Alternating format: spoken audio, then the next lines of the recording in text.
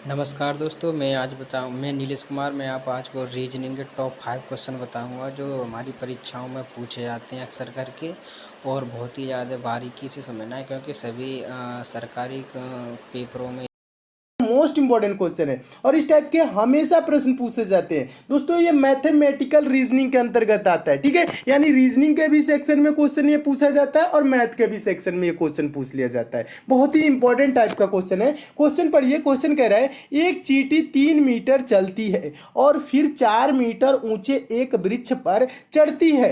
वह अपने, ठीक है, कह रहा है अपने मूल स्थान से वह कितनी दूरी पर है। इस पे दोस्तों दो टाइप के प्रश्न बनते हैं, ठीक है। पहला टाइप का और दूसरा टाइप का, ठीक है। तो पहला टाइप का कौन सा बनता है, ये वाला जो क्वेश्चन है इसको मैं सॉल्व करने की कोशिश कर रहा हूं और आप दोस्तों क्या करिएगा, समझने की कोशिश करिएगा, ठीक है। देखिए कह रहा है एक चींटी 3 मीटर चलती है। क्या होती है दोस्तों, एक चींटी 3 मीटर चलती है। यानी मान लेंगे दोस्तों चींटी इस पॉइंट से चल रही है। कितना मीटर चली है दोस्तों, 3 मीटर चली है और फिर 4 मीटर ऊंचे वृक्ष पर चढ़ती है। ये वृक्ष मान लेंगे दोस्तों 4 मीटर का है। कितने मीटर का है, 4 मीटर ऊंचे वृक्ष पर चढ़ जाती है। और प्रश्न अब क्या पूछ रहा है, प्रश्न देखिए पूछ रहा है अपने मूल स्थान से वह कितनी दूरी पर है। मूल स्थान यानी कि ये वाला है, यहाँ पे जहां से चलना स्टार्ट की है और यहाँ पे पूछ रही है वह कितनी दूरी पर है। तो ये दूरी कहने का मतलब ज्यादातर स्टूडेंट क्या करते हैं, जोड़ लेते हैं। 3 मीटर चली इधर, 4 मीटर चली इधर, 4 3 क्या हो गया दोस्तों 7, और 7 मीटर आंसर देखते हैं तुरंत टिक कर देते हैं और आंसर गलत हो जाता है। ये ऐसा प्रश्न ये नहीं पूछ रहा है। प्रश्न अगर जो पूछता वह कुल कितनी दूरी चली, तब तो इसका आंसर हो जाता 7 मीटर। पहला टाइप का ये प्रश्न बनता है, वह कुल कितनी दूरी चली। इतना आसान तो पूछेगा नहीं पेपर में। ये क्या पूछता है दोस्तों, वह मूल स्थान से कितनी दूरी पर है। यानी कि ये वाला दूरी पूछ रहा है। ये वाला जो दूरी देखिए, जो मैं रेखा खींच रहा हूं ना, ये वाला दूरी पूछ रहा है। यहां से यहां तक की दूरी कितनी है, ये चीज पूछता है। तो दोस्तों जब ये पेड़ पे चढ़ी है तो यहाँ पे क्या हो गया दोस्तों, 90 डिग्री का एंगल बन गया है। कहने का मतलब है दोस्तों ये 4 है ना, ये लंब है और ये आधार है, और 90 डिग्री के सामने वाला ये जो दोस्तों एंगल है, ये क्या है दोस्तों, कर्ण है। तो कर्ण क्या होता है, कर्ण का मान कैसे निकाला जाता है, तो कर्ण बराबर दोस्तों होता है अंडर रूट लंब का स्क्वायर प्लस आधार का स्क्वायर। कहने का मतलब है कर्ण बराबर क्या होता है दोस्तों, कर्ण बराबर क्या होता है, देखिएगा कर्ण बराबर क्या होता है, कर्ण कैसे निकाला जाता है, अंडर रूट में लंब का स्क्वायर यानी कि 4 का स्क्वायर क्या होगा 16 और प्लस आधार का स्क्वायर 3 का स्क्वायर क्या हो जाएगा 9।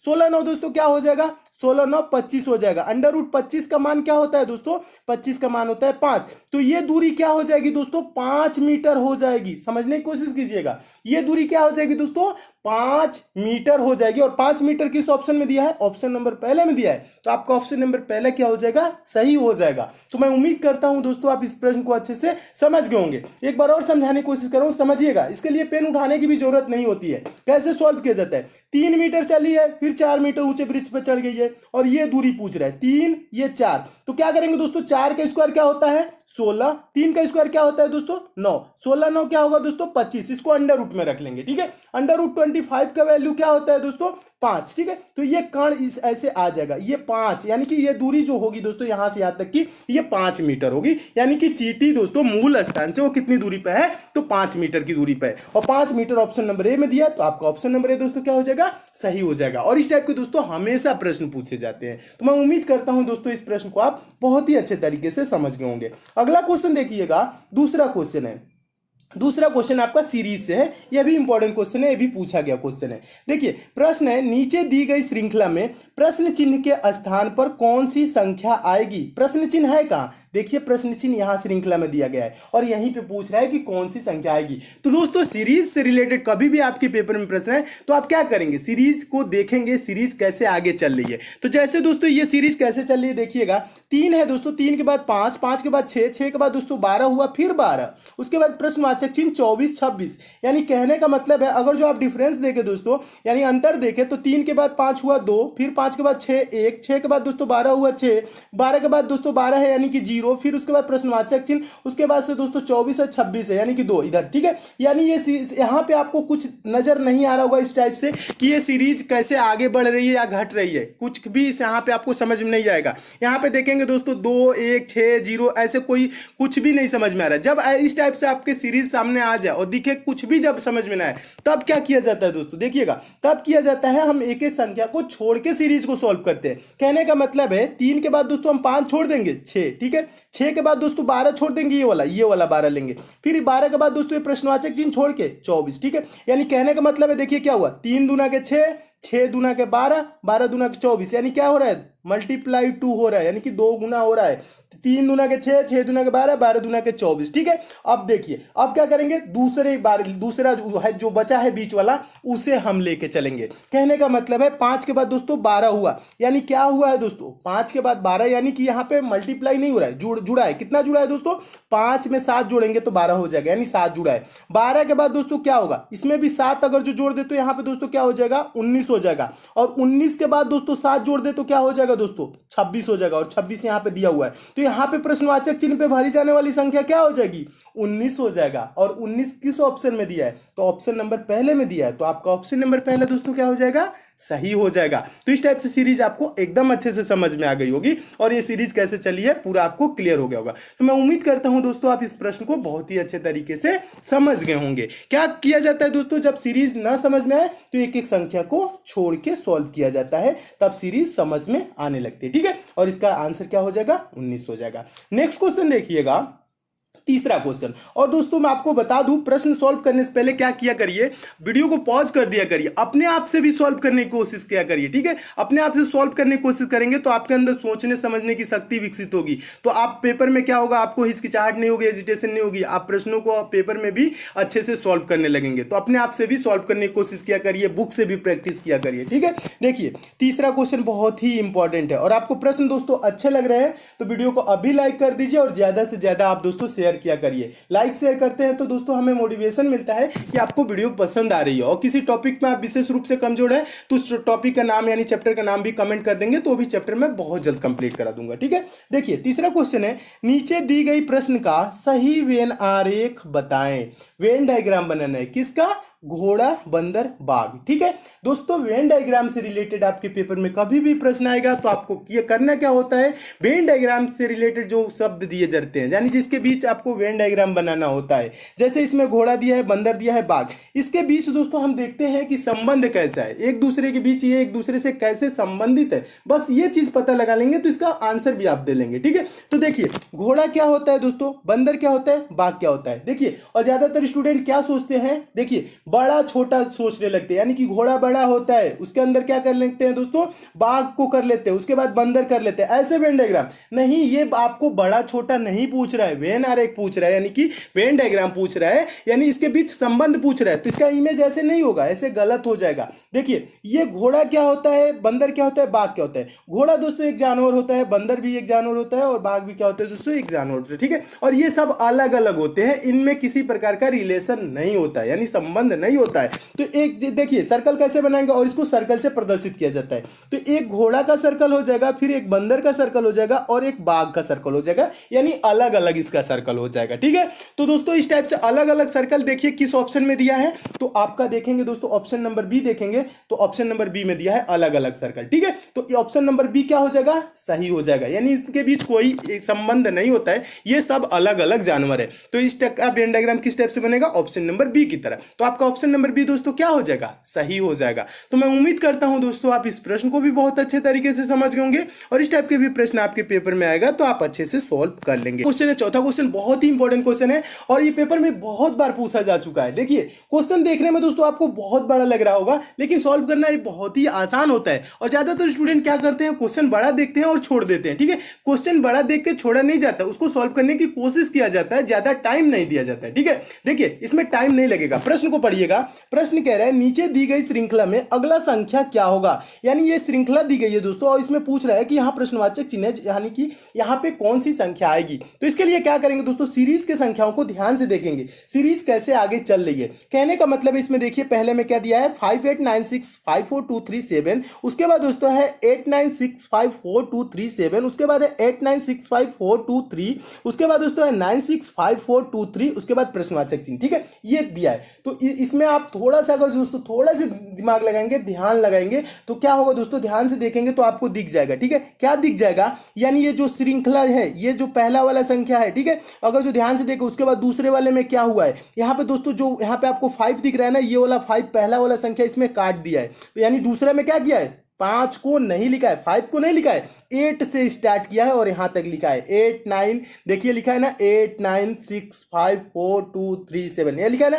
8 9 6 5 4 2 3 7, ये चीज लिखा हुआ है। ठीक है, अब आगे क्या किया है दोस्तों, आगे देखिएगा, आगे देखिए दोस्तों 8 9 6 लिखा है, 5 4 2 3 तक लिखा है, 7 को नहीं लिखा है।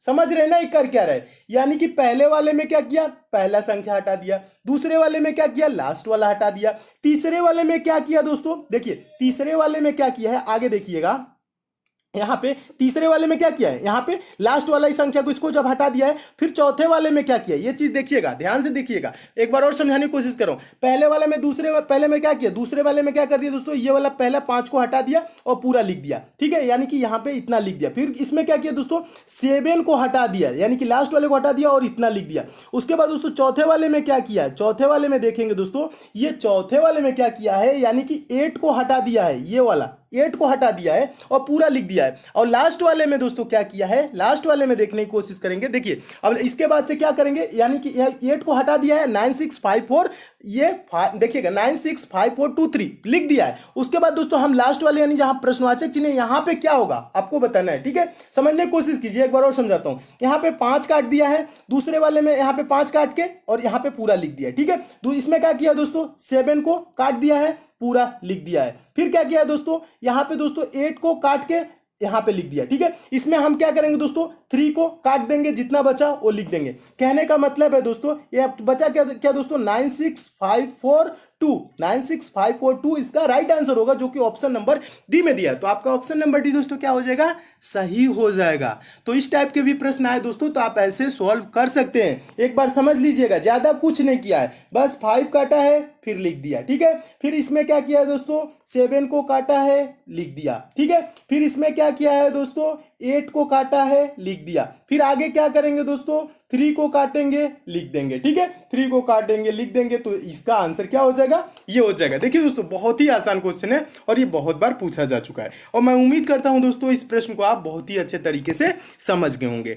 नेक्स्ट क्वेश्चन देखिएगा दोस्तों, 5वां क्वेश्चन कैलेंडर से है और मोस्ट इंपॉर्टेंट क्वेश्चन है, और रेलवे एग्जाम में ये प्रश्न पूछा जा चुका है। देखिए क्वेश्चन क्या कह रहा है, यदि 30 जनवरी 2013 गुरुवार रहा हो, गुरुवार मतलब क्या होता है दोस्तों, बृहस्पतिवार होता है। ठीक है, बृहस्पतिवार रहा हो तो 2 मार्च 2013 को कौन सा दिन था, ये चीज पूछ रहा है। तो दोस्तों इस टाइप के प्रश्नों को कैसे सॉल्व किया जाता है, देखिए अगर जो इस टाइप के प्रश्न आए तो आपको क्या जाता है, करना क्या होता है दोस्तों, करना क्या चाहिए। देखिए 30 जनवरी 2013 से 2 मार्च 2013 तक हम दिन निकालेंगे, कितने दिन होंगे। ठीक है, ये चीज इनके बीच की दिन निकालेंगे। तो देखिए यहाँ पे आप करना क्या है, 30 जनवरी यानी कि जनवरी टोटल कितने दिन का होता है दोस्तों, जनवरी कितने दिन का होता है, 31 दिन का होता है। जनवरी कितने दिन का होता है, 31 दिन, और 30 दिन तो बीत गया, बचा इसमें कितना दिन दोस्तों, 1 दिन। फरवरी कितने दिन का होता है दोस्तों, 28 या 29 दिन का। लीप ईयर जो होता है दोस्तों उसमें फरवरी होता है 29 दिन का। और लीप ईयर कैसे निकालते हैं, कैसे पहचानते हैं, तो दोस्तों जो वर्ष होता है, जैसे यहाँ 2013 है, अगर जो इसमें पूरा पूरा भाग चला जाएगा तो ये लीप ईयर होगा। इसमें दोस्तों 4 से किससे दोस्तों, 4 से पूरा पूरा भाग चला जाएगा, जिसमें वो क्या होता है, लीप ईयर। जैसे 2012 में पूरा पूरा 4 से भाग चला जाएगा। ठीक है, 2020 है, 2012 2016 2020, ये क्या होगा दोस्तों, ये सब लीप ईयर होते हैं और इसमें 4 से पूरा पूरा भाग चला जाता है। तो इसमें फरवरी माह कितने दिन का होता है, 29 दिन का होता है। लेकिन 2013 क्या है, लीप ईयर नहीं है, तो इसमें फरवरी माह कितने दिन का होगा, 28 दिन का। तो फरवरी में कितना दिन बचा दोस्तों, 28 दिन। और पूछ क्या रहा है दोस्तों, 2 मार्च को, फरवरी के बाद आएगा मार्च, 2 मार्च यानी कि 2 मार्च में 2 दिन। ठीक है, अब इसको जोड़िए, कितना दिन हुआ, 1 28 2 जोड़ेंगे, 1 28 29 29 2 31, कितना दिन हो गया दोस्तों, 31 दिन। अब क्या करेंगे दोस्तों, इसके बीच का दिन कितना आ गया, 31 दिन आ गया। हम 31 को क्या करेंगे दोस्तों, 7 से भाग करेंगे। 7 से क्यों भाग करते हैं, सप्ताह में 7 दिन होते हैं, प्रत्येक सप्ताह के बाद वही दिन रिपीट करने लगता है, इसलिए दोस्तों क्या करते हैं, 7 से भाग करेंगे। 31 को दोस्तों 7 से भाग करेंगे तो क्या होगा, 7 चौक 28 हो जाएगा। और यहाँ पे शेषफल में क्या बचेगा, शेष क्या बचेगा, 31 में से 28 घटाएंगे तो क्या हो जाएगा, जाएगा? 3 बचेगा। ये जो 3 दिन बचा ना, इसी को क्या करेंगे? गुरुवार में जोड़ देंगे। गुरुवार यानी कि बृहस्पतिवार में 3 दिन जोड़ेंगे। एक दिन जोड़ेंगे तो क्या होगा दोस्तों? शुक्रवार। 2 दिन जोड़ेंगे शनिवार। तीसरा दिन जोड़ेंगे रविवार। रविवार किस ऑप्शन में दिया है? तो ऑप्शन नंबर डी में दिया है। तो आपका ऑप्शन नंबर डी दोस्तों क्या हो जाएगा? सही हो जाएगा। तो मैं उम्मीद करता हूं दोस्तों इस प्रश्न को भी आप अच्छे से समझ गए होंगे, और इस टाइप के भी प्रश्न आएगा तो आपके पेपर में कभी भी पूछा जाएगा तो आप सॉल्व कर लेंगे। ज्यादा कुछ नहीं किया जाता है, बस इनके बीच का दिन देखा जाता है, टोटल कितने दिन है। जैसे इसमें एक दिन बचा जनवरी में, फरवरी में 28 दिन बचा। देखिए बिना पेन उठाए भी सॉल्व कर सकते हैं। देखिए क्या बचा दोस्तों, जनवरी में कितना दिन बचा? 1 दिन। फरवरी में कितना दिन है? 28 दिन। मार्च में किस मार्च को पूछ रहा है? 2 मार्च को। 2 इसको जोड़ लेंगे बस, यही ठीक है। जोड़ेंगे 1 28 2 क्या हो जाएगा दोस्तों? 31 हो जाएगा। और 31 को दोस्तों क्या करेंगे? 7 से भाग करेंगे। किससे भाग करेंगे दोस्तों? 31 को 7 से भाग करेंगे तो 7 चौक क्या हो जाएगा दोस्तों? 28 हो जाएगा। और यहाँ पे शेष में क्या बचेगा? 3 दिन। जो शेष में दोस्तों बचता है वही हम इसमें जोड़ देते हैं गुरुवार में। गुरुवार में 3 दिन जोड़ेंगे तो हो जाएगा रविवार। इसका रविवार। अगर जो दोस्तों शेष में कुछ भी ना बचे, जीरो बचे, जीरो भी कभी बचता है, ठीक है, तो यानी कि वही दिन होगा, गुरुवार ही होगा। जीरो भी बचता है तो आप कंफ्यूज ना होइएगा, ठीक है।